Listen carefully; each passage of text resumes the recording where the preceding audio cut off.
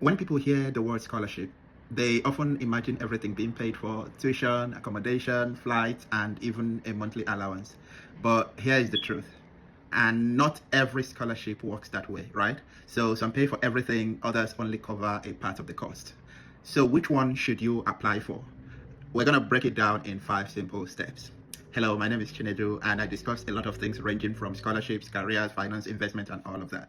So let's get in. Point 1. What is a fully funded scholarship? I think that's a good place to start. Let's start with the dream that most people are chasing, which is a fully funded scholarship. And this could be described as that sort of scholarship that usually covers a lot of things, mostly almost everything you need to study. These may include things like your tuition fee, monthly living stipend or allowance. It could be accommodation, flight tickets. It could even include your visa cost or things like health insurance, research or thesis support, especially for PhD students. It could include things like conference fee for international conferences and local conferences support. The exact package varies depending on the scholarship. So it's always important for you to read the funding details very carefully, right? Don't assume that every fully funded scholarship covers the same expenses. That is for that. Then what about a partially funded scholarship? What is this all about? So a partially funded scholarship provides some financial support, but not everything. For example, it might cover things like a part of your tuition fee, let's say 50% or 70%. It could cover something like a fixed amount towards your studies, a lump sum amount towards your studies. It could cover something like a monthly stipend, but without your tuition. So they're offering to give you a stipend, but you're going to pay your fees. Or something like free accommodation only, but you're going to pay for your upkeep and you're going to pay your full tuition. That means that you will need another source of funding for the remaining costs. Is fully funded scholarship always better? On the periphery, most people would naturally say yes, but not always, and here is why.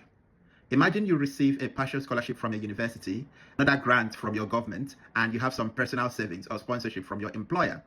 Together, these sources might cover almost all your expenses.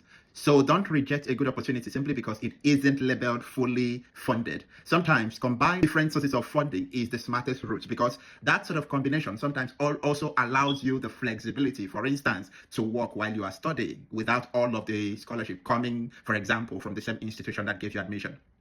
Point number 4, which one should you apply for? My advice is simple. Apply for both. In your application journey, apply for both opportunities. If you qualify for a fully funded scholarship, fantastic. If you also qualify for a partial scholarship or a partially funded scholarship, apply for that too. The more quality application you submit, the more options you will have.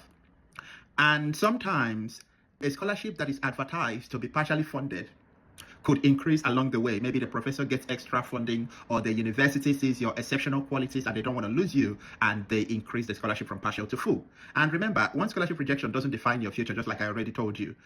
And that also applies to the sort of funding. If you were looking for a partial funding, or if you're looking for a full funding and you get the one that you didn't the most, it doesn't mean that you can't get the other one as well if you keep trying. Many successful scholars were rejected several times. Point number 5, and that is my practical advice. If I were to start from the scratch today, so what I'm going to do is, first, I would apply for every relevant fully funded scholarship. Then I would apply for good partially funded scholarships, provided that when I'm making that application, I'm also strategizing of other sources of funding that I could use to augment those partial funding if I get one. Then I would apply for a good university bursary as well. It could also be things like departmental awards and external grants, just to support any partial funding that I may get.